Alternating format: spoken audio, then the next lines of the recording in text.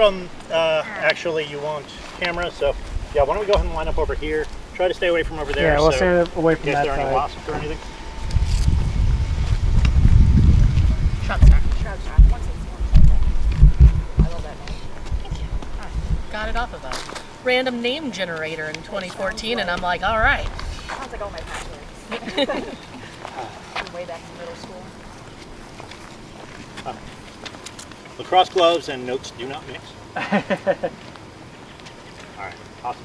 So, as was mentioned in the introductions, single sword should be essentially the fundamental that you do for pretty much everything else, right? If you are good at single sword, then you will be at least passable at almost every single other area of it, or of whichever game you play, right? One of the main things that I like to focus on with regard to single sword is the fact that this is not only for attacking, but is also for defense, right? I do not have just a sword in my hand. I have a sword and a shield in my hand, okay? Most people, if they only assume they've got a sword in their hand, they may get the first shot or something like that, but they're going to die quickly, okay? So blocking is going to be an incredibly important aspect of what we're going to talk about here today. Okay. The next aspect is economy of motion, okay? That is so integral to anything involving fighting, but single sword, I think so especially, because if I'm sitting here and throwing really wide shots, that whole aspect that I talked about for defense is going completely out the window, okay? So we're going to be talking about where to actually maintain your blocks, where to throw your shots from, etc., as part of this as well. Also, how many people here are righties? Okay. This wrist is very tired, so I may be using my left. I was actually about to say, how many of you are comfortable using your left? That's also a goal. Okay.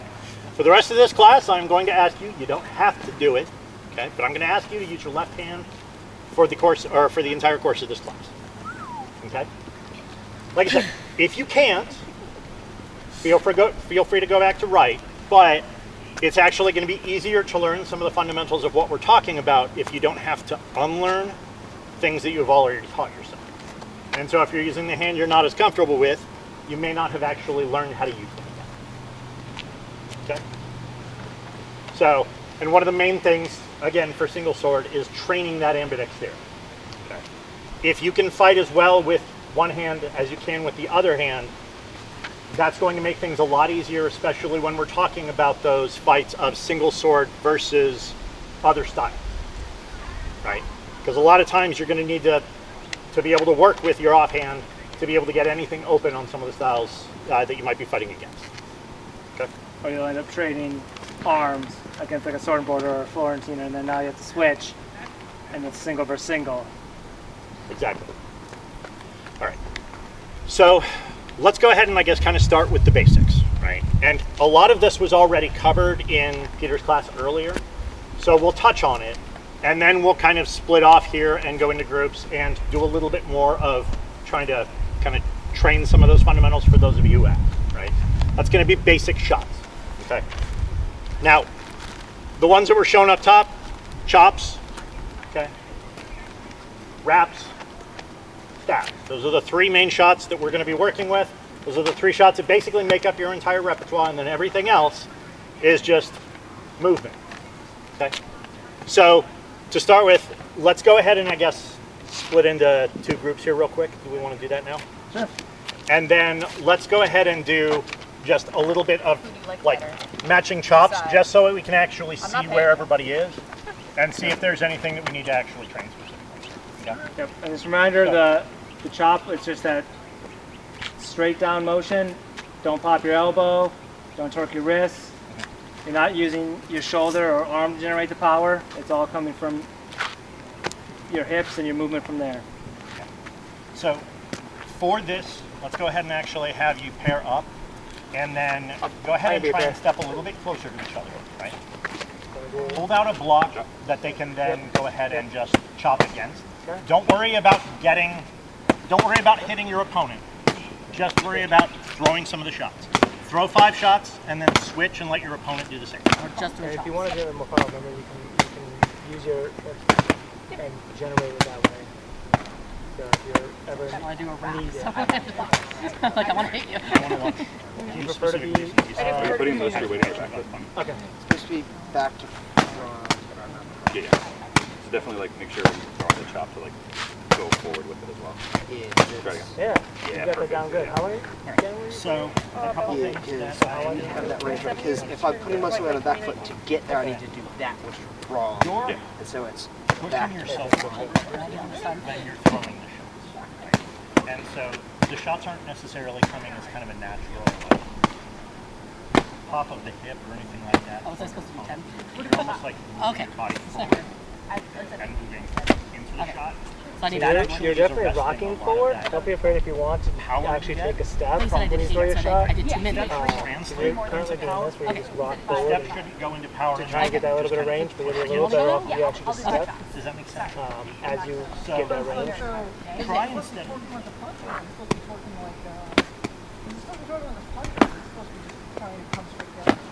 Yeah, punching actually is not a bad. Like you're like trying to use your hip. Are we doing Project the all power. of the different shots right now? Just our cups. Okay. If you want to work on that, Okay. Just for. All right, let me talk. Let me see. Okay. I'm just doing basic chops. Yeah.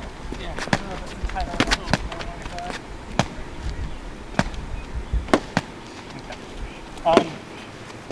What I'm seeing is Yeah. most of your shot just power that's good. come up Stepping here, forward like that. People here sort of from your so most of it's just kind of like there's a little bit of motion here, but it's not really. Feel free to go. What I'd like to see is try to pull your hips back slightly. Okay, it doesn't have to be a lot, but then rotate your hip at the same time.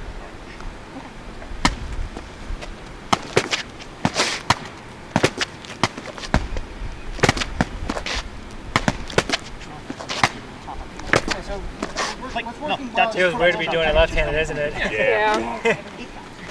For whatever reason, it's right Everything is here where it's shot. like so here. That's where I started chopping. If it feels wrong, slow down how you're throwing it, so that way you can focus more on doing it properly. So like if it's because you're tweaking your shoulder, if like there's an old injury or something, you might be able to find the movement. Because we're not trying to.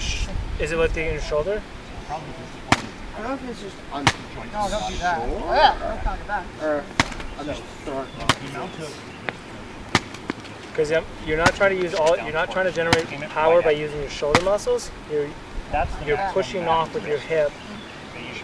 So if we're doing it correctly, then we're not going to actually worry about our muscles overstressing because we're not really using a lot of these. This is all. Think of it as like fine motor.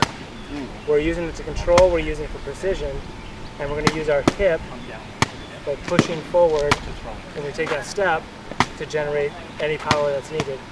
But all of this is just guidance and pushing forward. And feel free to do it as slow as you want to be able to. This is a lot harder with your left, right? Yeah, But when you get into a situation where you're gonna have the weight transfer that's where when you throw it. You're gonna transfer the weight. Definitely my problem. Usually when I'm just like, okay, I'm in arm. Okay, neither should bend. And it should still feel blocked here. Okay. We looking good over here? Should I just switch to wraps? Yep. Okay. So now we're going to kind of shift gears a little bit and start looking at the wraps. I just kind of want to see where everybody was up there. We'll work on things if necessary, but just kind of make sure we see. I know where I was with my right hand. Yeah, exactly. Like this gets really, really awkward. When you So, yeah. slow it down, you actually like because you're using your left hand, you get to work on those fine motor skills Yeah. and like trying to do it correctly, which then can translate to doing it with your right hand. You know, actually, real quick, why don't we actually talk about what we mean when we're saying to it slow, right? Yeah. So if we're fighting here and I'm trying to do a wrap on Gus, okay, let's just say I'm going to come high and do that, right? Slow is something along the lines of this. Figuring out where in the shot I actually want to start doing the rotation and doing that. It's not hard. You don't need to actually get a really loud thump.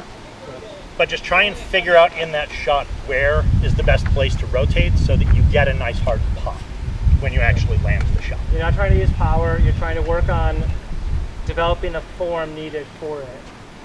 Because if you just go and just throw it, you're going to eventually tweak something if you learn an improper movement, and then you have to relearn it.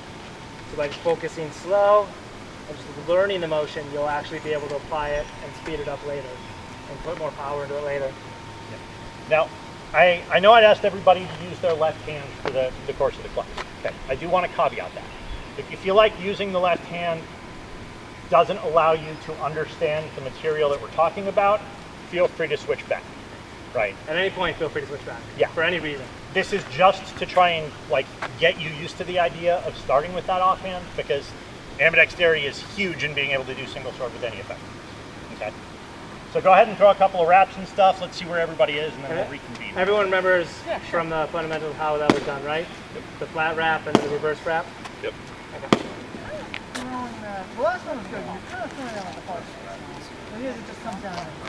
So for our purposes here, As any a change refresh, in I'll do angle my left wrap. is going to be It was basically a good way of thinking of it is Because I was remember watching we on have that something V, that I learned in and you're theory. rotating He was trying to get me to do. by lifting your arm to get that flat wrap, and then the reverse wrap is basically bringing your arm in to hit on the back side of the sword. You're not using only wrist, you're not having to turn your body, you're not doing any weird stuff. It was basically the fundamentals of the wrap. So if this is the plane, try to hit my arm. So feel free to just slowly. You'll swing out and then rotate down. So the goal is to have your sword and The your way I top think of your shoulder about doing it is intersect for learning through or purposes. past I've the always sword. said so for flat wrap is Yeah. And if it helps to think raising about my it, elbow up. imagine all you're I'm doing is chopping raising my further arm out, so like to get this, that motion. and then you're rotating And then for down. the reverse wrap, So. it's just the opposite. So if this is that, I would then Sure.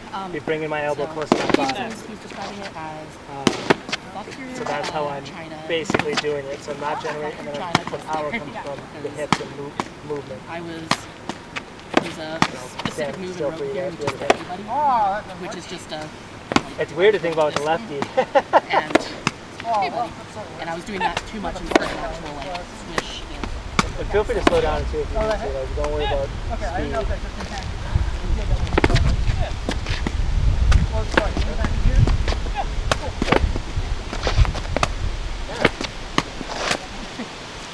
And so you're not overturning your wrist or trying to pop your elbow or anything like that. We're just focusing on doing it.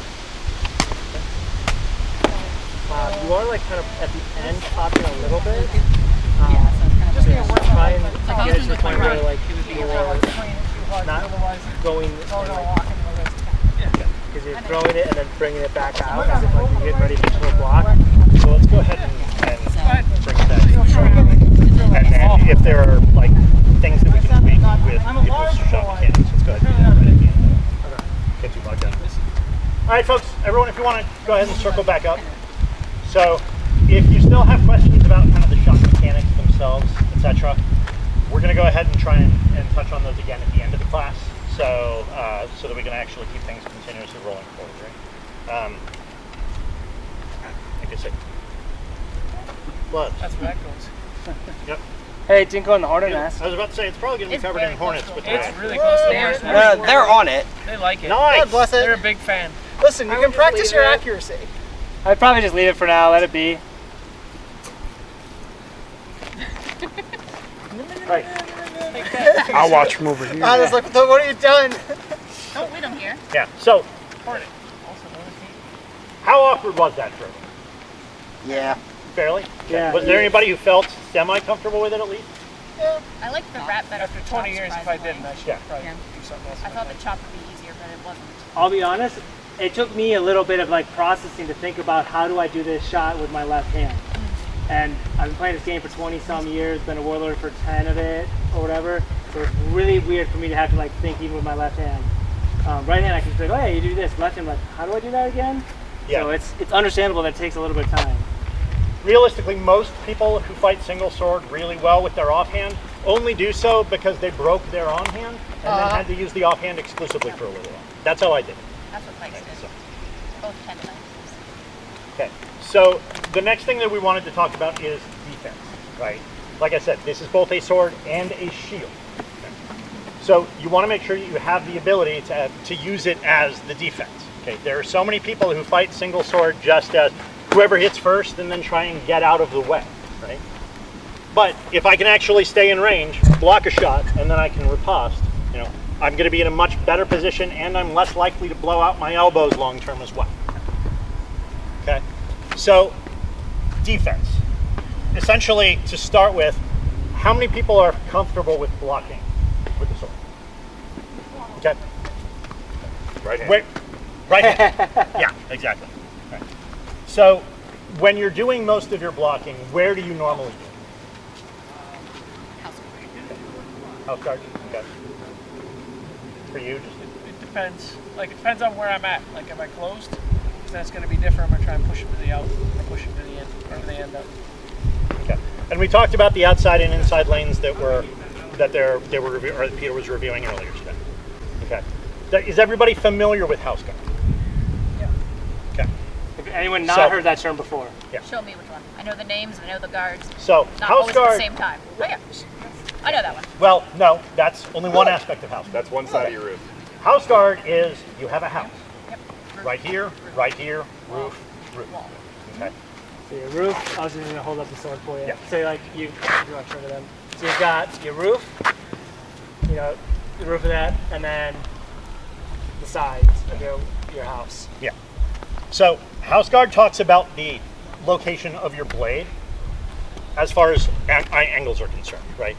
But one of the big things with regard to defense is also how far out from your body you're actually placing those blocks, right? So things here can get a little bit contradictory, right? There is such a thing as what's called the cone of defense. Okay. So basically, there's almost a cone from the point of your opponent's. No, I'm forgetting exactly. Yeah. So imagine that his shot's like a cone, right? Without any different changes to what he's actually doing. You know, he basically has kind of this cone of what's available to throw for shots. So if he's going for my shoulder, right? If my block is back here, okay, I have to block a significantly greater distance to be able to make sure that my shoulder is covered. So the amount of change in distance that I have to go for my sword is pretty significant here. If I'm blocking out here, I literally have to move 1 inch, right? So speaking from that perspective of economy of motion, right, it makes more sense that the farther out I block, the less motion I'm actually going to have to do to be able to block his shot. Okay. That being said, the farther out that I actually go, the more of myself I expose during that time frame.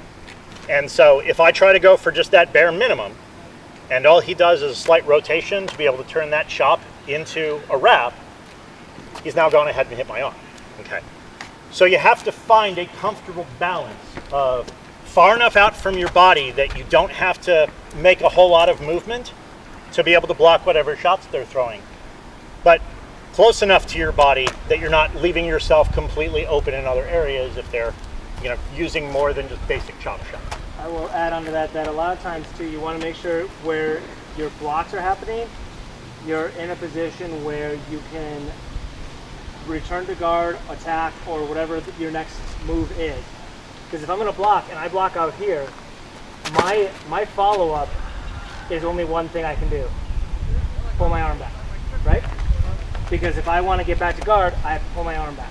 If I want to throw a shot, I have to pull my arm back. If I'm too close, I might not even get the block, but if I do, I only have one motion. I have to return. It's real hard to go from here and attack. So you want to find a comfortable spot to block where it gives you all options on the table and doesn't take away anything. So you'll see a lot of people will block, switch it back to the right, where it's close to their actual natural guard. And how they'll get there a lot of times is by using their feet. So taking a step off or backwards actually changes that cone because it changes the distance from your opponent. So you can get the same effect. So like if he's attacking my shoulder, if I just step, I didn't move my arm, I got that block. And I did nothing to this. My options are all still on the table, and all I did was took a half a step out.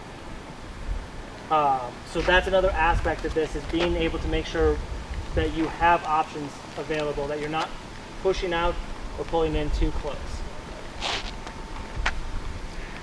Okay.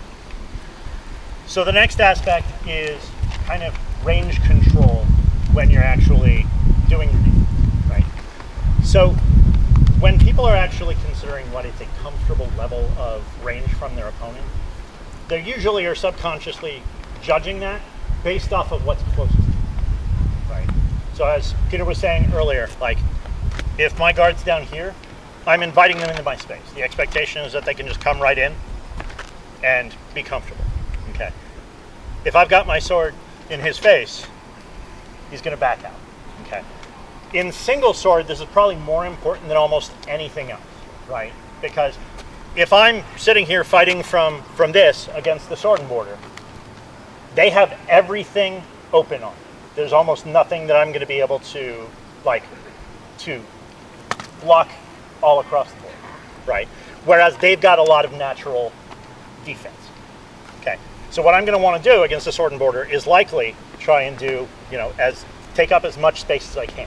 Keep them at bay until I am actually at a point where I'm comfortable letting them come in, because I have some sort of strategy for how to actually do that. Okay. So normally in doing that, my recommendation is try and keep, as Gus mentioned, a natural guard block. Put your elbow maybe a little bit forward, not too far forward, right? Point your sword pretty much at your opponent's face. You're not going to stab them in the face. Do not hit them in the face. That's nowhere is that good, right? But at least that's going to take up effectively the maximum amount of distance between you and your opponent as kind of a baseline. And then when you actually want to draw your opponent in, you can start moving that guard back. If your opponent starts coming in, toward you, like push out. But make sure that you are utilizing the space between you with your weapon effectively.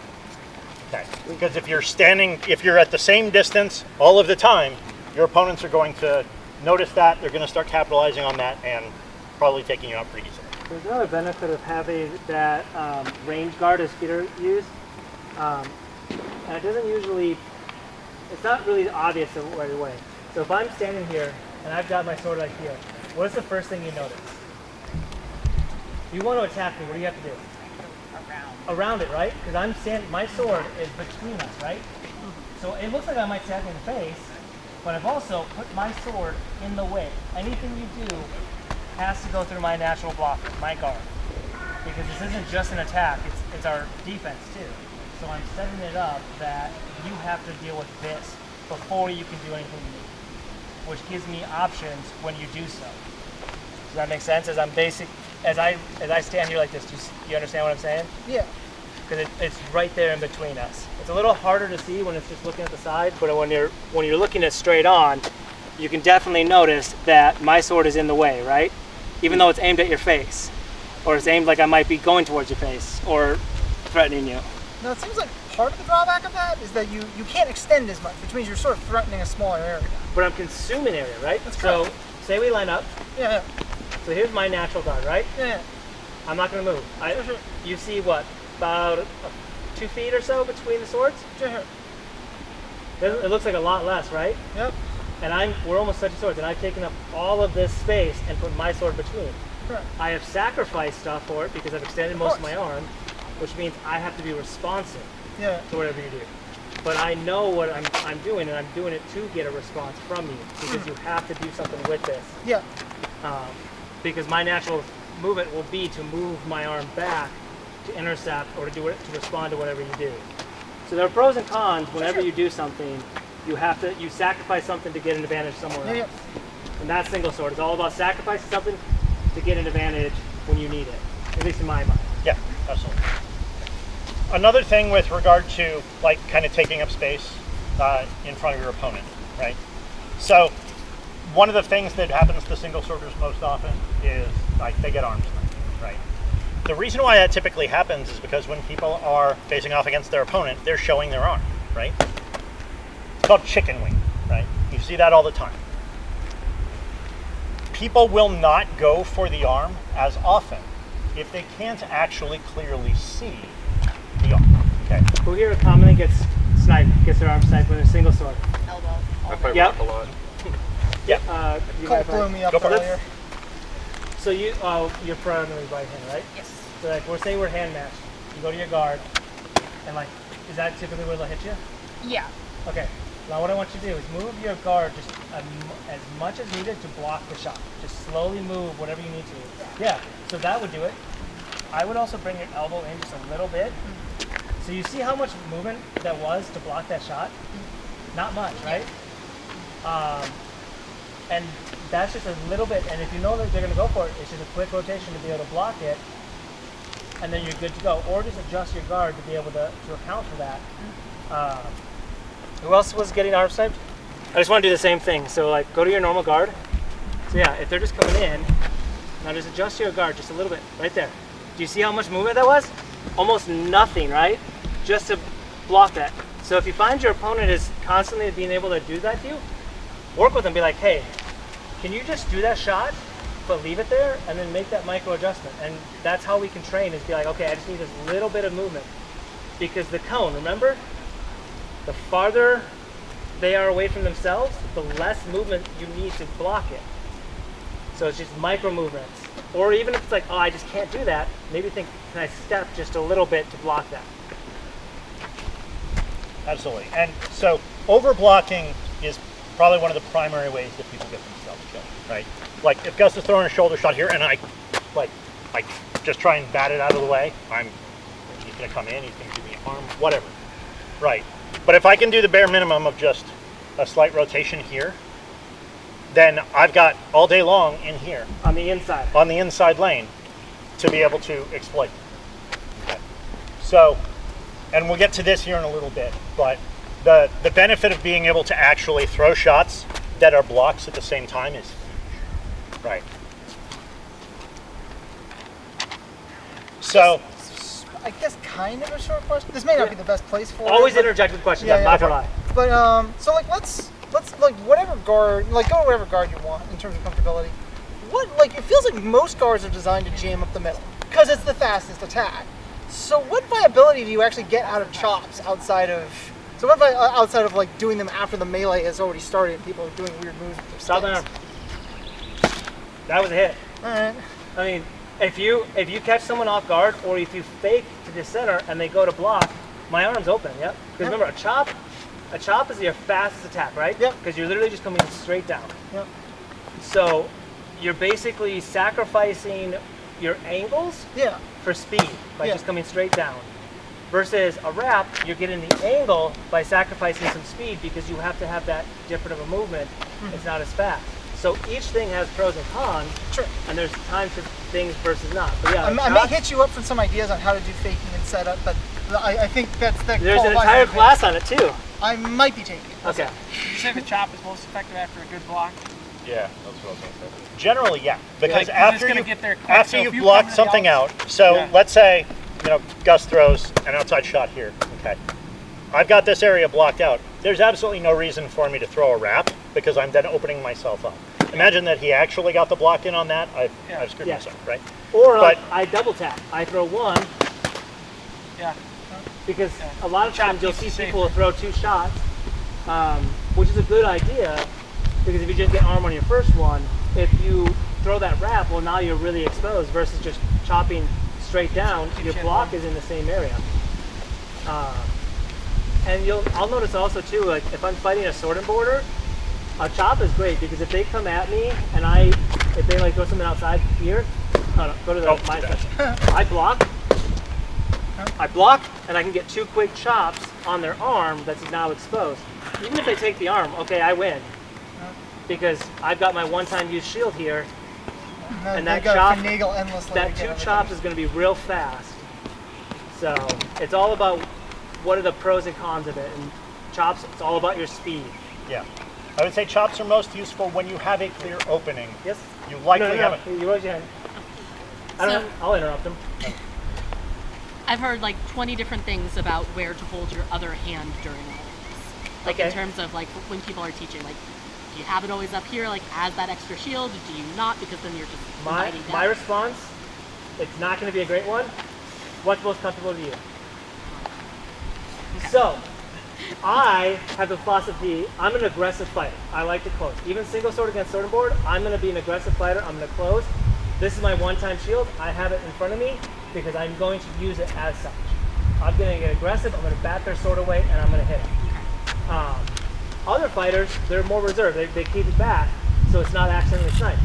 My natural guard is here, right? My arm's forward. That's an easy thing to hit, right? Yeah. I know it is. I understand that. I've taken the risk of it. But if I keep it back, it's not. But it doesn't provide as much coverage. I can't intercept the shot. So whatever is most comfortable to you and how you fight and how you want to fight. There's no right or wrong answer to this one. And I mean, like, sacrificing an arm to actually get the kill is a perfectly valid strategy. Don't get to the point where you're doing it automatically. Like, it should be a secondary tactic or a, like, it shouldn't be your go-to because it's also easily exploitable, right?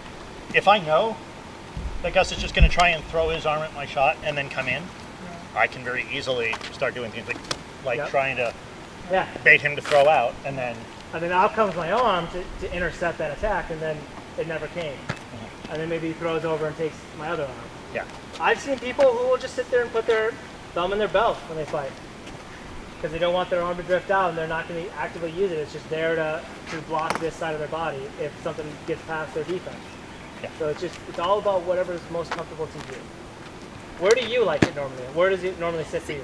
I learned it this way, but my company's been trying to get me to stop doing it. So For whatever my opinion might be worth from the one or two fights I did with you earlier, I think you're kind of a very naturally defensive. And you heard him mention how it's like, oh, like this is a good aggressive stance. So that might have been the reason for the kill. But they know better than me. I was gonna say, if they're telling you, oh, you're doing it wrong, I would say it's whatever's most comfortable. So if it's uncomfortable to have it out here, don't. Pull it back in. Because like at the end of the day, we're here to have fun. We're here to do this. And I also try to make sure that I'm positioned in a body that or in a position where it just feels natural for me. Like if I'm doing this, that doesn't feel natural if I'm stretching out my arms so much. Because I want to keep fighting all day. So like I don't want to put strain on my body. So if it's just here, that's fine. Why some people hook in their belts, like they don't have to do anything with it. It's just lazy. They can just have it be there. So there is no right or wrong answer. So if someone says, "Oh, that's wrong," you'd be like, "Tell them to come find us." I'll tell them they're wrong. I absolutely agree. I tend to actually keep my arm like kind of just by my side here, almost ready to bring it into range if I absolutely have to. But honestly, I prefer it just as a static block to this side of my body. okay. Right. So it really So it depends is. on the fighting style. Yeah, exactly. Style and you. Again, whatever's most comfortable. That's what a lot about fighting is whatever most comfortable for you. You can't 100% mimic what everyone does because it may not work for you. You have to learn to adapt it for yourself and figure out what works best for you and what's most comfortable for you. Okay. So another aspect of defense with single sword that's really important is bait. Right. Ultimately, like baits have to be. You have to find a good balance to be able to bait it. It has to be open enough that your opponent feels like they could actually get to it, but not too open that you're giving to them before you can actually pull it into a decent. Where they look at it and you know the Mad Max meme of that's bait. Yeah. That's bait. Like you don't want it to be that open. You just want it just a little bit. So like example, I'll line up against you. This is open, right? Yeah. You notice it's open. You're like, I might be able to get that, but maybe not. This, how open does this look? Much less. Much less. Looks a little more believable. Still enough. Still enough, and looks believable, right? And all I've done is moved it in from my normal guard, just a little bit outside, right? And now it's like, oh, It's juicy. it's juicy. And some people are like, I'm fast enough. I can get that. And you can use that to just basically draw them to a location. Do you remember the bait guard that Peter was talking about? Where you had it high to draw low, low to draw high? It's that kind of philosophy of like, I'm going to shift your focus somewhere else by giving you just a little bit. So just so you guys can see, I'll do the same thing over here. So like, fully covered, right? Doesn't look like it's there. A lot of me, right? A little bit less, right? Just enough that you're thinking. I'm thinking, can I get that? I am people. Yeah. I can do it. I can do that. I'm fast. There's been many times I've thought in my head, I'm fast enough. I can get that. Sometimes you are. Yeah. Oh, most of the time I am. Fair enough. Just kidding. I mean, you're teaching. Yeah. Getting older, buddy. All right, so Yeah. anything else? How many people have ever heard of block strike? Okay. Ever encountered a rogue, you know Yeah. block strike. Okay, so block strike is a drill that you can actually do that essentially kind of teaches you how to go from blocking to striking very quickly. Okay. What we were actually talking about right there with regard to defense, like a lot of times this can be really beneficial if I'm, baiting a forearm shot and being able to just come in and power through. So block strike is a tool that basically teaches you how to do that and teaches you the muscle memory to be able to catch the block and then immediately respond back and forth. Okay. I don't want to get us into doing block strike here just because it tends to make your arm really tired, especially if you're not familiar with how to do it. But I want to do a slight variation of that called BAB, or block, attack, block. Okay. So what I'd like you to do is, looks like we've got kind of some pairs here. You want to demonstrate first? Yeah. So we're going to pair off, and effectively what we want to do is the first person's going to come in here. And if you're comfortable doing this with footwork, go ahead. If not, whatever level you're comfortable at. But the first person is going to block and then try and respond with an attack and then pull back to a block position. Okay. Try and do this in such a way where you're not like blocking wide and then throwing yourself out and then having to... These are drills and tools to help learn. So you always practice slow to be precise and not to tweak anything or build any bad habits. You're going to be the attacker blocker. Sure. So I will go ahead and block first. Okay. So it's... I'm just through a basic attack. So that kind of mentality is just like someone you're closing on someone, they're going to attack you. You're getting used to throwing, being able to respond, but also block their strike, their follow up. So the other person's doing ABA. Yep. Correct. Yep. And then basically you switch. Yep. Right. So the main benefit of this is your sword and your shield. Unless you're throwing your shots in a way where they're constantly in the way, it's a little hard to get it to be consistently both at the same time. So what you want to be able to do is transition between them as cleanly as possible. Okay. Start slow. Okay. I would just start with that, just a simple chop or a flat cross. Just something simple that it doesn't use any fancy movement, just to get this kind of, and establish who's blocking, because that's the most confusing part. Yeah. It's been like, Yeah. so. Yep. Okay, so now I'll attack first. We'll go ahead and now you block. So just trade off. So go ahead and attack. All right, now switch. Block. Yep. If you want to do it, I can hold you. Just do the same shots over and over again. Go ahead, do it again. This is made in the garage first. Yeah, so I'm going to go attack. Block. Yep. So that's just the idea. And then there's variations where So we're not basically we're whatever not shots doing off. blocks right now. So stop after the second block. Okay. This is a really good drill. Because I think he's actually Okay. kind of The home that you can expecting play that with, after the second to attack. do as a warm-up or Next one's not good. gets you that mindset of You're right. I'm I wrong. just don't want us to get to the point where also return. So one. You go first? I think I'm attacked. Okay, you're attack. And see how it gets confusing because sometimes it's like Yeah, you're good. muscle memory. So don't focus on If you feel landing a comfortable with shot that, you can do whatever on you your want. second.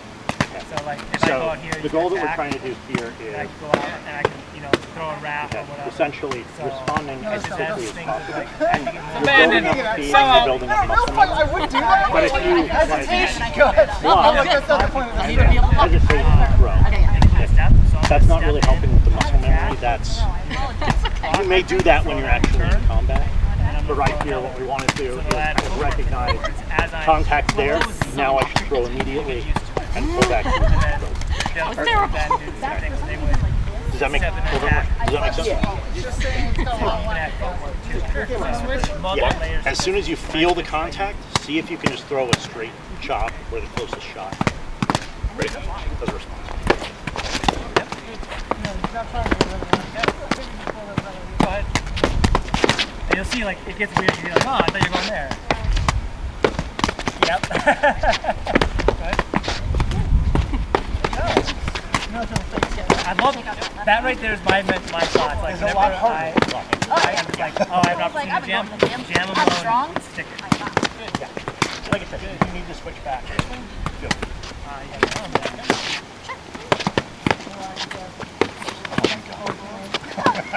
I'll do left hand all day.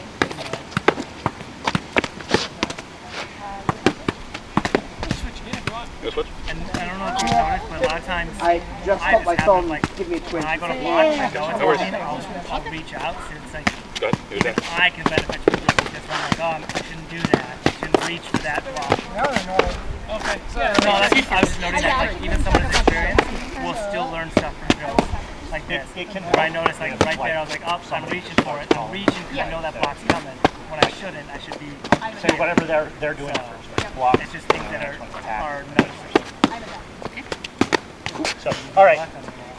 Why am I brain just Learn how to use that offhand. I know. I'm a sword and border. This is for all my shield Yeah. and my beer. Not usually The duality All right, of folks, why don't we fighter. go ahead and circle back up? All right. Another 40 minutes. Yeah. So the next step, of course, is going to be kind of combining the attacking and the defense, which we've already kind of gotten to, right? But the next aspect that is really important that we haven't really touched on much yet is footwork. Okay? Especially if I'm single sword against any other style, footwork becomes way more important for me than it does for anyone else, right? Because everybody else is going to have some degree of natural advantage that I don't have. And while defense is great, while blocking is great, if I'm fighting against the Florentine fighter or something like that, I can block all day and still get hit, right? So not being there is another amazing defense. It shouldn't be your go-to because then you're never going to engage your opponent, right? But being able to actually use your footwork to back out and then come back in as necessary is going to be hugely important. Okay. One thing that I find especially beneficial when I'm fighting single sword is basically using your footwork to bait your opponent into coming in and then waiting for them to overextend and punishing them. Okay. This works for me especially well against like sword and board, right? So if I'm fighting against somebody who's at sword and board, right, I'm probably going to, keep a low guard here. I do this pretty often, right? Okay, looks like I'm actually going to probably not be able to block this. Okay, take a decent sized step back and then drop my sword apparently. I mean, you hit him first. Don't let go of the Hornets. Yeah. No, that's the other glove luckily. They haven't gotten into this one. But just try and actually draw a shot that's going to be really, that they think is going to be really easy, but one that I can relatively easily respond with. Step back and then punish. Okay. Footwork is going to be an easier way to do that in a lot of cases if you're trying to draw out the initial shot. I can do the same thing, draw that shot, block and response. I can do that too, right? But my opponent's got a lot more just in general defensive capability than I do. And so not being there and being able to actually outrange them and force them to kind of make that extra reach for it makes it a lot more satisfying when you're actually taking out sword and borders. Okay. One thing, I don't know if you guys probably weren't in a position to see it. Cord, get on this line. Sure. Watch the line and watch where cord is at when you do that. So I'm gonna do that same thing where I'm a sword and border. I think it's open and I step. Yeah. You see? Yeah. Here to here. Not only did cord step back, he stepped off the line. He changed the angles from a linear fight to over here, which gives him far more angles on me, say if I'm the sword and border, than he had before. Right? Because before we were here, I've got my standard card, I've got this. Now I'm over here and he had that option. So footwork is not only just like stepping away, stepping out as well. Even if you like don't want to do the bait them out, get them overextended to get aggressive like I like to do, I need to step off the line sometimes to get those opportunities against a sword border that maybe I'm not going to have if I just fight literally. So it's not just this, but also moving side to side too. How much do you find diagonal movement? Obviously, it comes up some, but like, where is it ideal in single v single? Is diagonal movement? Always. Single versus Always. Well, because In general. because it sort of feels like diagonal movement sort of good Here. yellow range of like you're already like you're when you're inside of measure, then diagonal movement. Here, let's do it this way. Sure, sure. So say you're trying to throw just a chop at the shoulder. Okay? My sword's in the way. Hurry. Do it. Yeah, you're stepping off line. Yeah. I was going to have you step forward and throw the chop. Yeah. Got a little bit of the arm. Yeah. Now step off to the side. Oh yeah, you definitely got shoulder there. Yep. I didn't move at all. Correct. You're the one that created a new angle by stepping at a diagonal and stepping off the line. When we use the term line, Yep. we're basically center of mass for me, a parallel line, a perpendicular line, a plane of existence that runs straight to you. But it feels like, so let's say I'm now more in green distance. I'm up outside of measure. It feels like sort of you're supposed to get away with diagonals less in this situation because I don't really normally get. I'm not sure if I always get in. It depends. It depends on what your strategy is. So say, Sure. so using what Corn was doing as an example. Say you want to bait me out. Sure. Stepping off to there, maybe I then turn to like go and throw something. You don't actually have to full send to the diagonal. Sure. You can do a movement, a step, I react, and then you can go from there. Or maybe you even just like, you step out, I react, and you step back into where you were. Now we've changed up the fight dynamic, and then there. So like, there are times and place for diagonal movement. It's also a good way of making sure you always get that block. So if someone's if you believe they're going to throw on your sword side, you can step diagonally out to catch that block and create a different angle that you didn't have before. Or step into it diagonally to get a different angle that you didn't have before. So I don't believe movement should always be straight forward and backwards. It should always include some kind of left-right movement and some longitudinal movement to accompany it, so that way you're creating a new angle either for defense or offensive purposes. A lot of people will think about fighting in like almost a 2D type fashion. As far Just as fencing moving, hammered that in there. yeah, back and forth, right? As soon as you actually take some sort of step off that line, people have to mentally recalibrate what they're actually fighting. A lot of people can do that very quickly, especially once they actually get to the higher level of fight. But for a lot of people, they'll turn and they will overcorrect, right? Because it's not necessarily immediately apparent to them how far you stepped off line. Right. So like, So if Cord steps off the line, a lot of people's first instinct, I don't know if you saw what I did there, I twisted at the waist. I pushed one hip forward, brought one hip back, because I haven't adjusted my feet. Because that's the fastest movement I can do. And unless you've drilled a lot to know that, oh, if someone does that, I have to step as well, people are going to do whatever feels natural and quick to them, and without a thought. And that's going to be, I'm going to turn to match. I'm going to bring my forward-facing hip back, my back hip forward, and I'm going to adjust my shoulders. But look at my footwork now. Look at my feet. They're in a weird position. Remember those drills we were doing earlier with Peter? Where he pushed Raph? Like, I'm in such a bad spot. Anyone could basically push me over from any direction because I twisted. Which means I have to correct before I can do anything. Because I have to at least one step and an adjustment with my back foot. So that's another use of a diagonal step, is to cause your opponent to have to adjust to something.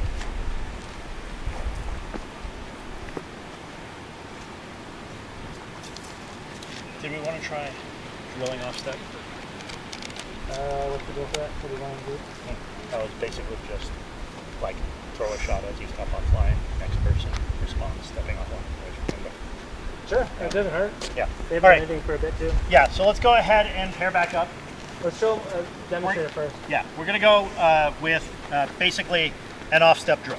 Okay.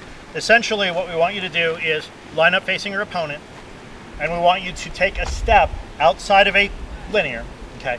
It can be off to the side, it can be stepping in closer to your opponent, across, etc. Just doing that while throwing a shot. Are we allowed to try circular steps? What do you mean by circular? That's an offside step, yeah. Okay. Like you're just, yeah. you're just trying to step off of this. We have the benefit that I have this line right here. You're just trying to step off of it to drill in your head, and this is something you can take home with you if you're practicing at home. Like, I want to throw this shot, I can step off to get that angle for that flat wrap to the shoulder or whatever shot you're working on, instead of always just being like, I'm going to go linearly only. So it's just a simple thing you can do at home. Yeah. So this is basically trading, right? Your first person steps, throws a shot, reorient. Next person steps, throws a shot, reorient. Yep. Just do it a bit and repeat. And remember, slow practice attack shots. Don't have to worry about power. Don't have to worry about speed. So go ahead and pair up. Yeah, go ahead. You guys want to pair up? I'll pair up. Oh, okay, yeah. Yep. You can see like we're lined up right now. So go ahead and step off. Yep. Yeah. So even like on a defensive standpoint, it's also good to step off the line. I wouldn't. Because I did that, it's like, What's the problem there? well, ankles are crossed and like, Yeah. if I lean too much this way, I'm stuck. The very first thing you're gonna have to do, if you're in a fight, is adjust your feet, right? Before you can do anything else, and respond to anything your opponent's gonna do. So you're gonna have to do something to correct that. So, all right, go ahead and step off and attack me. Yeah. And I'll throw a shot. I step back instead of stepping. Oh, you can stand still too for that, or move if you want. All right, go ahead. Yeah. Again.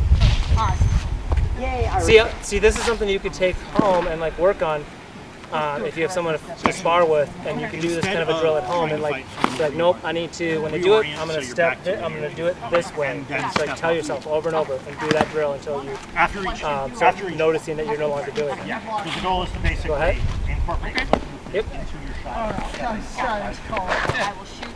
The other option Reorient. Yeah. Yep. Yeah. Yeah.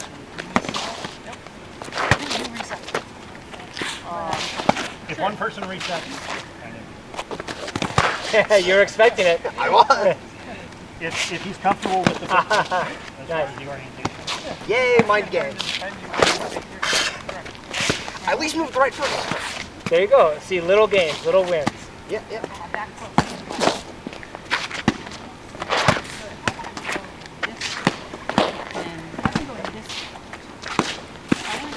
Your attack.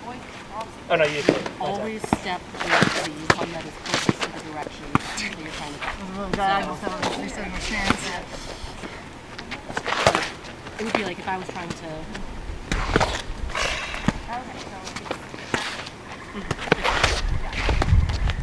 I would. There are many different ways that you can actually. There's no. Was that too hard? No, that was me going, my Okay. twist there put my shoulder in the way of that shot. I just want to make sure. You made a grunt when I hit, so I just wanted to make sure. Yeah, that was a Okay. Just checking. Yeah.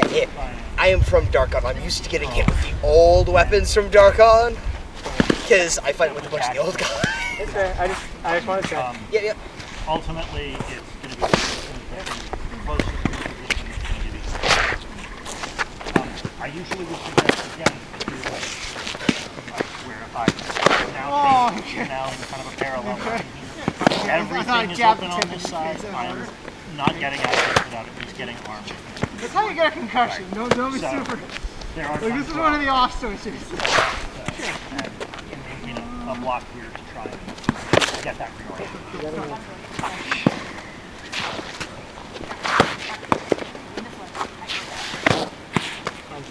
But you One definitely thing want to put yourself I like that you did there is just step this way, but through attack over here. The arm was a little bit out in the open. I had to chop it. There it I was goes. like, yeah, that's. I don't know if you saw earlier, but one of the ones I did, how I did it is I stepped this way, and I threw just a flat chop over here. Why I like doing it this way? What do you notice with my sword? It is in the way. Versus like you threw it out here like this, versus there's nothing in the way. Yeah. So we like, don't want to do a normal side split. yeah, it's an option. So like if you want to attack, the other side of where you're stepping away from, because it's beneficial, right? If I step over here, you're naturally drawn this Yeah, way. I'm thinking, oh shit, he's going. And like having this, just this flat chop as an option is great. And you can even do a reverse wrap as you step over to the side.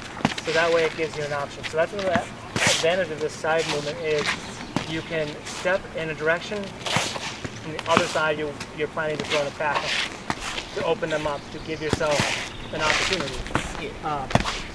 Very useful against sword and borders if you're single sword, because they're just going to turn their shield, and that. Well, I This is also open for, step forward with this one instead of flat like. wrap. I get too good on my back foot sometimes. Go ahead. What do you need? Yeah. See, that was my head right there. That you kind of maintain a single foot mostly. Okay. So Response. that is used to. That is It's just so. to try and maintain kind of a separate. Well, it allows me to know what And if you what see am I yourself leaving open when I do that. actually on that push back up just a little bit, like trying to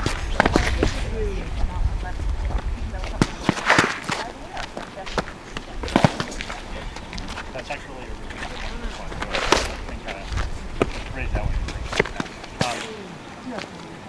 How's everybody feeling on this one? Lefty feels weird, righty feels normal. Yeah. What did you guys notice when you step off the line? It opens up more options. Yeah. Closer. Yep. There's one thing I was working on with what's your name again? Eric. Is when you step off the line and they turn, that entire side of the body becomes usually open as well, which, in reference to like fighting other styles, is a great way of killing a sword and border with a single sword. And if I'm fighting and I step off and throw this reverse wrap that we worked on earlier, it's a great way because when I step off that line, their entire body is going to turn, and I can get that hit. I mean, there's countless videos of like old school videos of like probably Brett and others just going down the line of sword and borders, just doing that to people, because when you do that quick aggressive movement this way, they just turn, and you're just getting that opportunity by them not thinking and just reacting to you stepping off the line. Anything else we learned about stepping off the line or notice? You mentioned something. Yeah. My footwork was like I was a lot of weight on my back foot. A lot. Okay. I wasn't as centered. So I was. Yep. Got to work on how we were doing the footwork earlier, like if it's too wide or too narrow and whatnot. But that's a good point. Like when with sword and or with single swords specifically, right? Being quick on your feet, being able to switch, step offline, etc. All of these are going to be more important for you than they are for somebody who has a lot more defensive capability. Okay. And that's part of the reason why I asked everybody to kind of switch to left, is so you can actually see where you've got some of those deficiencies. One of the things that she specifically mentioned was, I'm noticing the fact that I've got like lead on my back foot, like much more fighting lefty than fighting the right. 100%. Right. So that's another thing that paying attention to this or using left your offhand kind of brings to the forefront if you're actually paying attention to some of the other aspects. Okay. So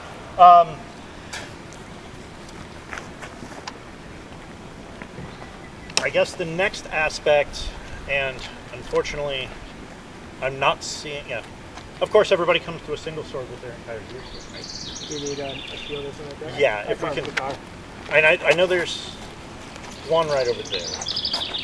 So yeah, if we can go ahead and borrow that real quick. Awesome, thank you. So one of the things that was asked about was essentially to try and figure out like single sword versus other styles, right? So we've probably got enough weapons here and stuff to be able to do Florentine. We've got one shield at the very least, so we can kind of show some things there. Single sword versus pole, we can talk about it, but I don't think we've got the equipment to actually be able to show it here, right? Okay. So single sword versus sword and board. Why don't you go ahead and Okay. So a lot of times, for most people, you're at a disadvantage defensively, right? No matter what I do, there's always this shield in the way, and they can just sit behind it for days and not have to do something. So I have to create an advantage. I have to get an opportunity, which means I have to do something to get a response. At the same time, I have to realize that whatever I do, he does not feel threatened to the point where he's going to expose himself. He can just sit back for days behind that shield and wait for you to give an opportunity and just snipe you. So my general approach is I like to bait that arm out. I like to do something. Just slightly more so we can finish this here. I like to do something where if I say I do an aggressive step over here, and I'm at a range where I'm not going to get hit, right? But I might trigger the trap. I might get him to throw against me so I can block and then strike back and take that away his advantage. It's all I approach it in terms of I need to get him to come to me. I need to get him to do something. Even if it's me being the aggressor, I can't let him dictate this fight because he has all of the advantages and no reason to attack me until he feels comfortable. So there's things like that where it's an aggressive movement or creating an opportunity. So this is not going to work for everyone, but I love stabbing sword and borders as a single sword because they're not going to expect it, and you can bait them by just throwing a chop and going underneath and stabbing right there because it's a quick, direct attack, and a lot of times they're going to do the motion for you. I bait, and I just have to set, and they're going to come in because what is a sword and border going to do? Oh, I just have to come in and close, right? Their general strategy is he's going to close, and he's going to block whatever I throw, and then he's just going to beat me to death, and because I don't have that defense capability. And if he's a good sword and border, he's not even going to throw wild pop shots. He's going to throw very calculated, safe attacks. That Chops for yeah. whoever was Chops all saying, day. asking about them being useful. Because if we're going to fight right here, he wins, right? I am at such a disadvantage. So we can't fight here. We have to create that advantage. That's my general approach. If you want, you can switch if you want to go through yours.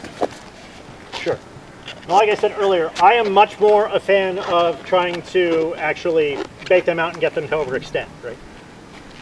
I'll actually probably sit here if I'm fighting a sword and border, low guard, trying to actually draw something high or something like that. And then I will I have a very deep step, so usually I will get a block, step out, and pop the arm.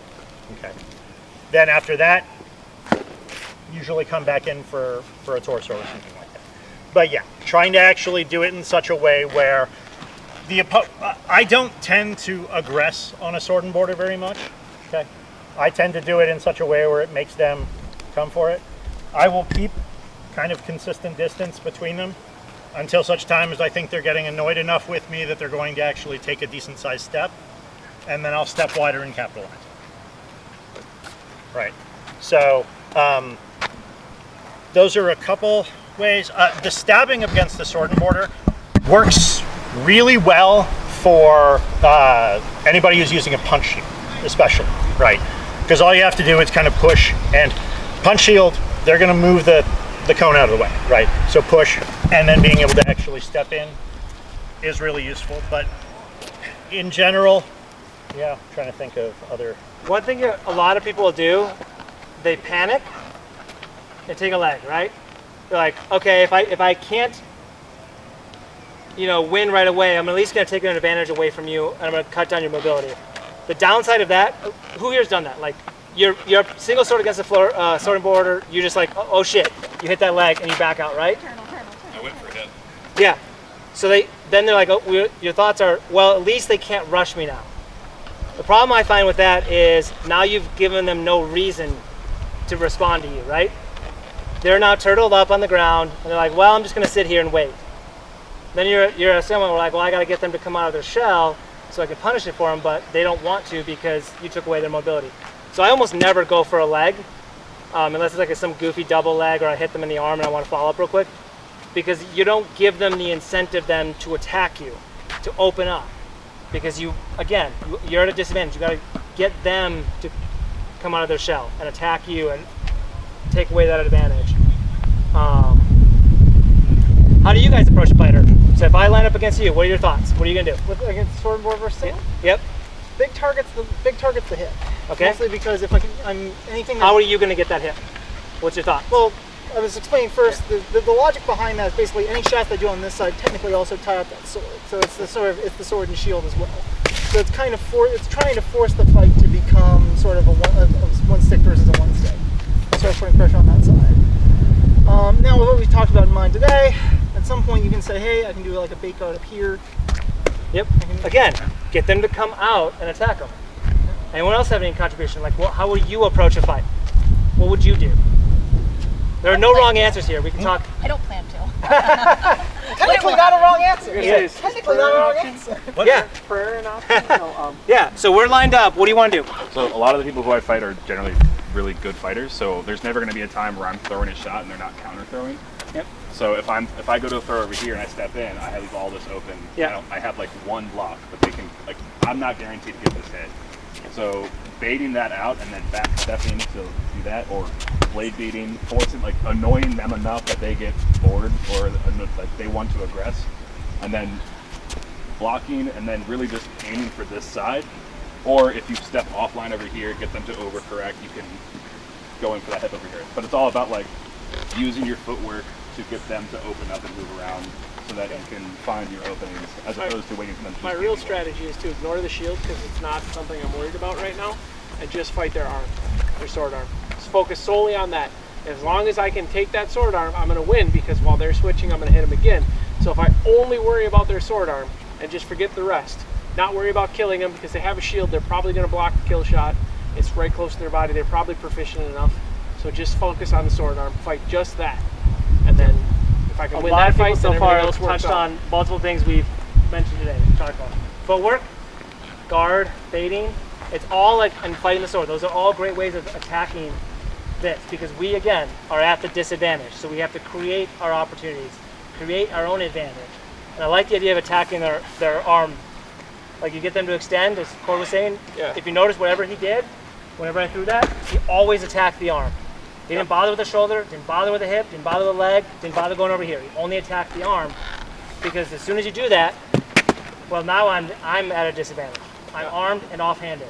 Yep. Sorry to whose ever shield I just dropped. Yeah. You said something that I really like, and I really want to kind of capitalize on. And he said, annoy your opponent. Okay.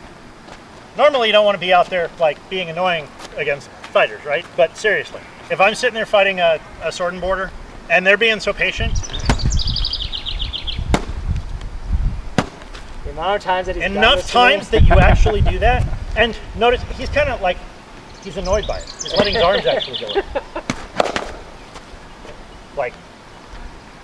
Being able to actually annoy your opponent to the point where they just either stop engaging, or to the point where they go really tight with their blocks, or instead of letting you beat it out of the way, they're just going to hold steady. Okay, fine, hold steady. Or by the third time, this happens with 90% of people, they're going to get real annoyed with you and they're going to come rushing in. Right. Either you guys do a safe opener and leave your trash in their lane and wait for them to reach around it. You can. Yeah. Again, it's all about what feels best and most comfortable for you. So how Cord was talking about how he prefers to let them be the aggressor and then counter snipe them. I prefer to be the aggressor. I like to be the bully. A lot of times, if I can't stab them, I'm going to step in and I'm going to jam their lane to the point where they don't like it, and they're going to either back off or they're going to do something that's going to extend their arm. Usually they're going to extend outward, and I block this lane, and then I can snipe that arm, or I can do something.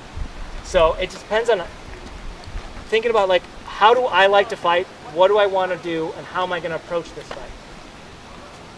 I like while you were rushing, you had your arm covering all the lethal spots over here while you were blocking the other category on the other side. Yeah, I mean, again, it's just, that's the way I like to fight. So I get aggressive and I'll block that lane because I know nothing's crossing this. And like what you were saying, what was your name again? Bo. You were saying attacking the arm. I've denied the arm. I've denied them all opportunities. And a lot of times, after the first time you do that, they're gonna rush in. They're almost always just either gonna back off or throw a shot. And you step in like this, and you can snipe that arm because they're like, well, I'm not getting pinned again. Because they couldn't do anything before because you blocked them. But that's not gonna work for everyone. A lot of smaller fighters, and it doesn't work for a lot of women because it is a strength thing. Like I have to be comfortable getting close and holding that weapon back when they start chopping.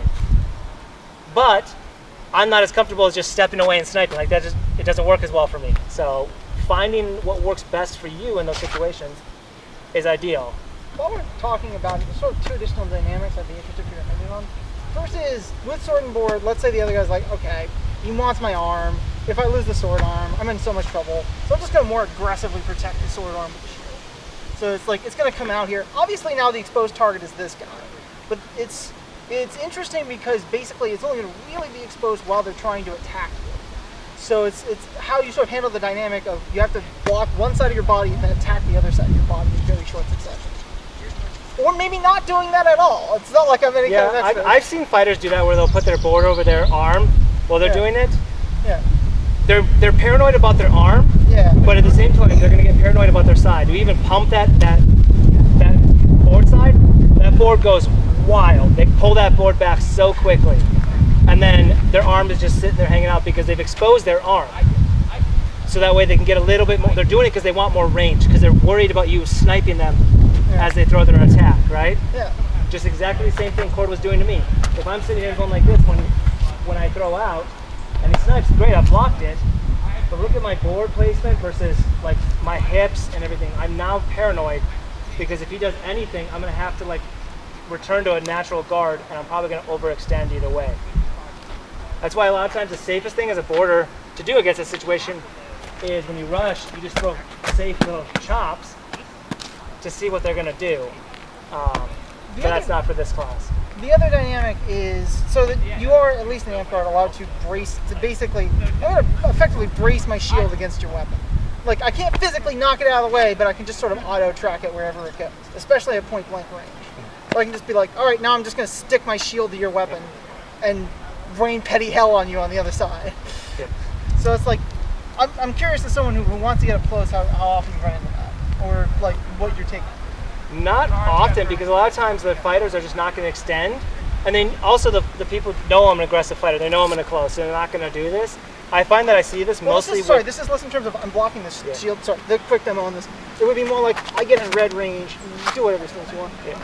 Now I brace my shield here. Wherever this goes, I try to follow it while this guy does whatever he wants.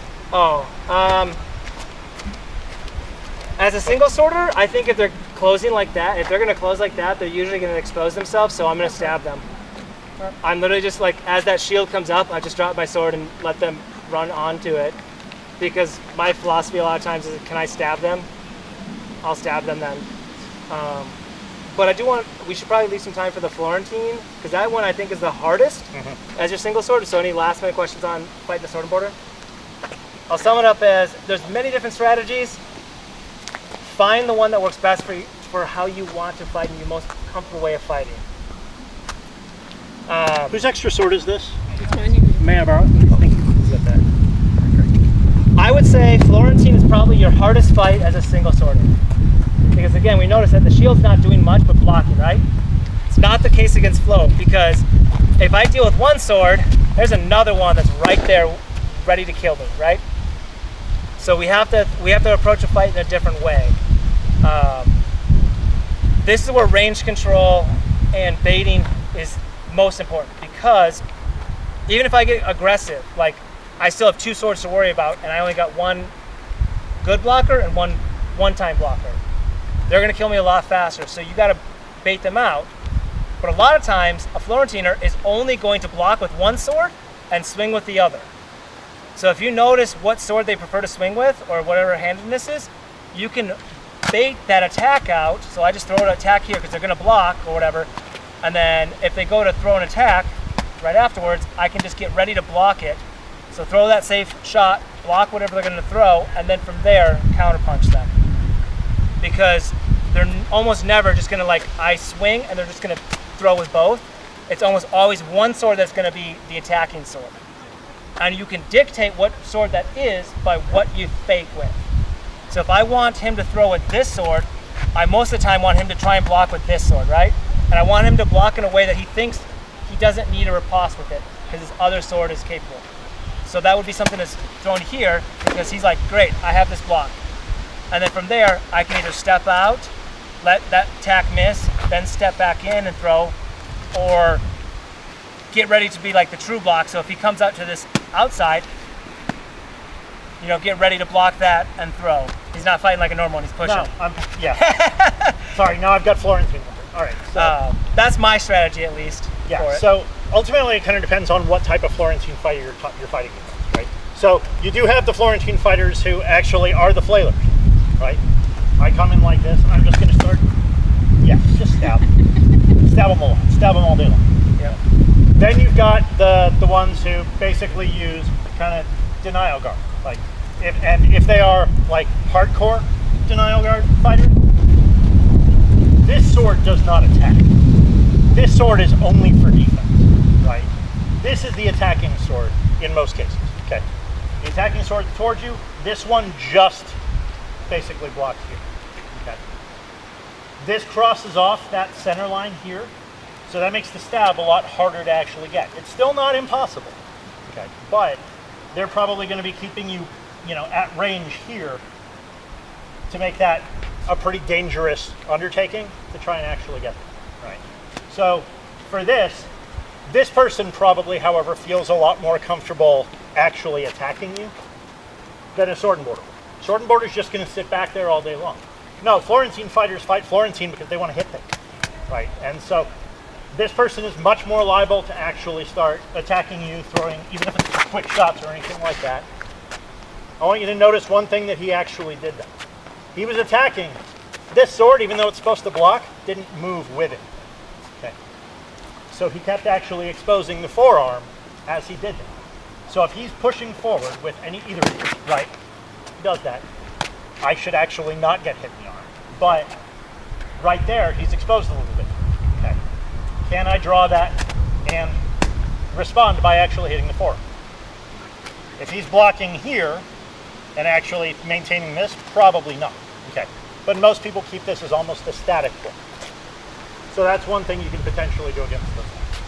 Another thing you can potentially do is if they're continuing to do this, okay, and they do actually start blocking there, okay, at that point, stepping offline and popping that forearm, because you're taking this angled block, which is blocking here, and rotating it like this so it's no longer anywhere near as good at blocking that line. Right, so again, just change the angle and you're likely to open up something a lot more. Again, that came down to one sword was being used to block, one was being used to attack, because most fighters, unless they're newer fighters, aren't just going to start swinging both swords at you, right? They're calculated. They're like, okay, I can jam your sword with one and kill you with the other. That is most of the mentality of the Florentine fighters, because it's just like a sword and border. It's like, well, I'm just going to block and hit you. I'm just going to block and hit you, which means you have to be ready for that. Yeah. So I guess there is the third type, right? And that third type is the person who I got a sword, and then I have a hand, right? Those people just fight them like they're a single sword, right? Yeah. So effectively everything we've been talking about here, because you're not going to have to worry about that. If they start using it, you can start worrying. Right. So. In general, though, I would say stab them. If you're fighting a Florentiner, my go-to is always to stab them, especially if you're single, because they're likely going to be the aggressor. And when you're the defensive person, I find it's easier to stab. At least for me, when I'm on the defensive stab, because they're closing the range, so I can just respond with the stab. And that is just done the same way you'd stab any Florentiner. Whatever is open, create that angle and that opportunity, depending on how they're lining up against you. Because they're going to probably come in and they're just going to try and like block your sword so they can swing at you if they want to end it quickly. And then if you give them a good stab, then they might not get aggressive next time. And you got time to be more, bait them out and respond. But those same things still apply from sword and board, where you can do things like bait them to throw a quick shot at you, step out, and punish them for it. Because we're all humans. Like, we see something that looks like bait, we might react before we think. It's got to be good bait. It's got to be believable, but not obvious. But yeah, I definitely think Florentine is the hardest to go up against as a single sword, because they have two attacking weapons. That's excluding polearm, but that's its own case. Any thoughts, questions on that? I want to give us some opportunity for questions or anything in general. Yeah. Does anybody have any things that they actually wanted to work on that we haven't covered yet? As a single stick fighter, how do you handle being legged? I try to avoid getting legged. Oh, you want to talk about leg kicks? Because Footwork is what prevents you from getting legged. So if someone's going to intentionally try and swing for your leg, like if I come at cord and he knows I'm just going to swing for his leg, he's going to do one thing. You see how he steps out and then swings at my arm. It's not always avoidable, especially against polearms, because if I'm fighting a single sword with a polearm, I'm just going to leg you, because then I've got all day to sit there and swing at you. But if you're legged, like it's a hard fight, because you were at a disadvantage and now you're at more of a disadvantage because you don't have your mobility anymore. I try to bait them and counterpunch them. I try to get them. So if I'm legged and it's, say this is my dead leg, I'm gonna position myself where I know exactly where they're gonna go. So that way I'm like, okay, I have a chance to block them and punish them for it real quick with those chops. Because I can just quick block, take that arm, hit him again. Well, in Darkon we don't have to drop the knees. Oh, that's nice. I pack my knee we pads just don't for have to do it cross in amp either, but Well, you can post an amp guard, but then you're also That's not at an great. even greater disadvantage because that post leg is live. no. But yeah, that's also a rough situation to find yourself. And my general philosophy is I'm gonna try and bait it and hope I live through it. Yeah, I would honestly say legged and armed both put a single sworder at a severe disadvantage, because you've lost not only your mobility, which is one of the primary things you need, but also that backup to, like, yeah, I can sacrifice this. You've lost an entire avenue of a pretty major thing that people do when they're actually engaging with single sword. So don't get that state is kind of the. Yeah. I would say always train footwork, because anything you can do for a boffer sport that'll apply to any of them is your footwork.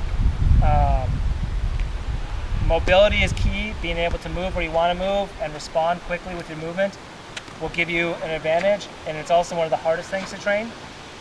If you want something to do that'll help you, it'll take probably 6 months to see an effect. Jump rope. 5 minutes a day. Can't do 5 minutes a day?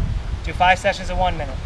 But aim for 5 minutes a day, and then after a while, you'll notice that you're getting used to being light on your feet and moving. There's a reason boxers and like MMA fighters will sit there and do it for what feels like hours. It's because it gets you used to moving, and that's something that'll have the biggest impact on your fighting careers, is working on your footwork and working on being able to move correctly and where you want to go. And it's a huge part of single sword. So this might be a weird question. Do you have shoes that you recommend? Absolutely. Now, if you want like specific brands of shoes, I'd have to actually look up mine specifically. I'm a big fan. What section do you shop in? So athletic shoes. I personally am a pretty big fan of like cross country or like cross trekking type shoes.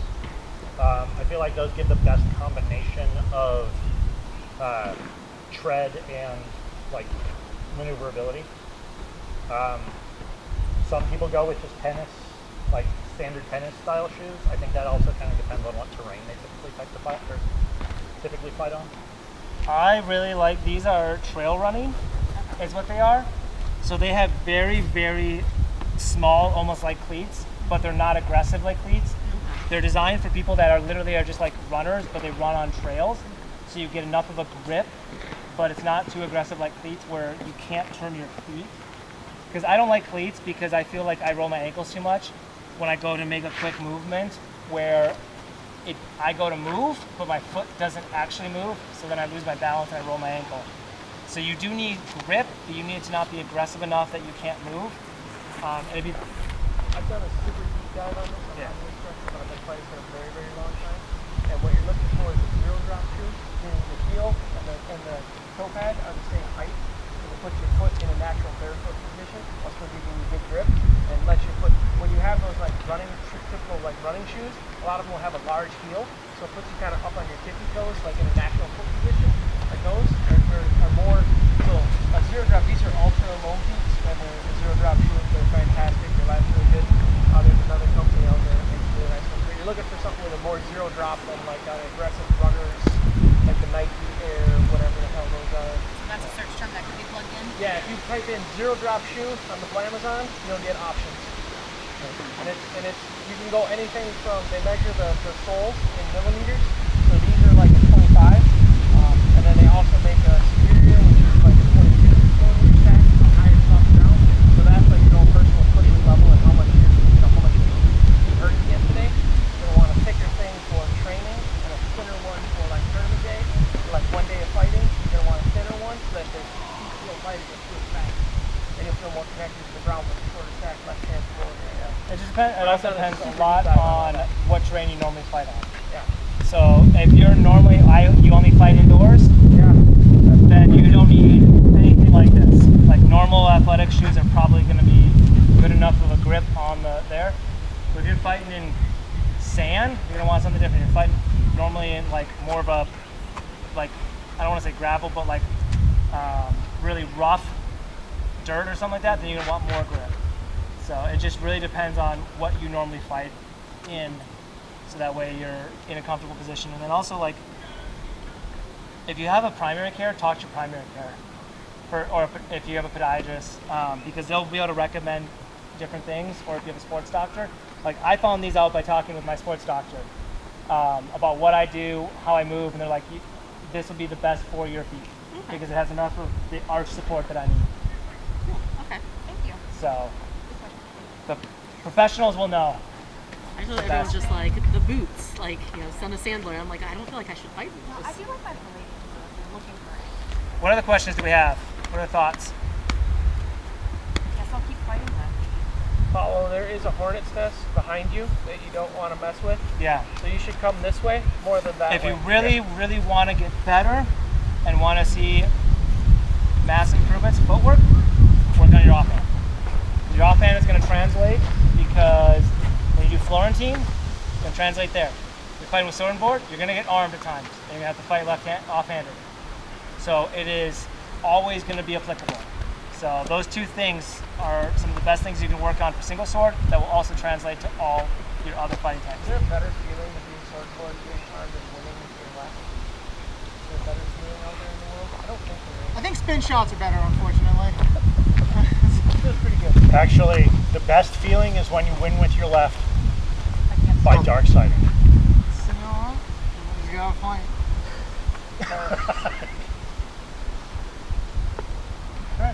Awesome. He's not alive. I'm gonna. Don't forget to fill out surveys. There's the QR codes. Fill them out. You can do it more than once. Your feedback is very important. We read it all multiple times. We analyze it all. So whatever you put in there, it is going to get read. I can guarantee you, as a member of FLAC, I'm going to read it multiple times, and that's what's going to help us next year when we do the next SKBC for instructors, for classes, for how the actual event is formatted. Everything. So please don't forget to fill out those surveys. Also, for those of you who were interested in getting a little bit more feedback on kind of your shot mechanics and whatnot, I know we put a pin in that at the beginning of the course, but if y'all want to continue actually looking into that, have to step off to the side and actually start doing some kind of like one-on-one. And there's also the, I don't know if you guys haven't been to an SKBC before, Cards. day 2 there are cards. So the way that'll work is you'll get, I think it's 15-minute slot time with whoever is on the card, and it's a guaranteed 15 minutes to work with that instructor. So if there's instructors that you had a class with, or you're like, I really like their approach to fighting, I like what they had, or I really want to work with them on this one thing because they said something, remember them, and then request that fighter tomorrow afternoon, evening, whatever it is. And you're guaranteed 15 minutes of one-on-one time. Yep, that's basically what it is. So, yeah, and then just find instructors on the field if you want to work on something too. And politely ask, hey, do you have time to work on something? They should hopefully say yes if they do have time. Thank you Awesome. guys. Yep. Thank you. Thank you for attending.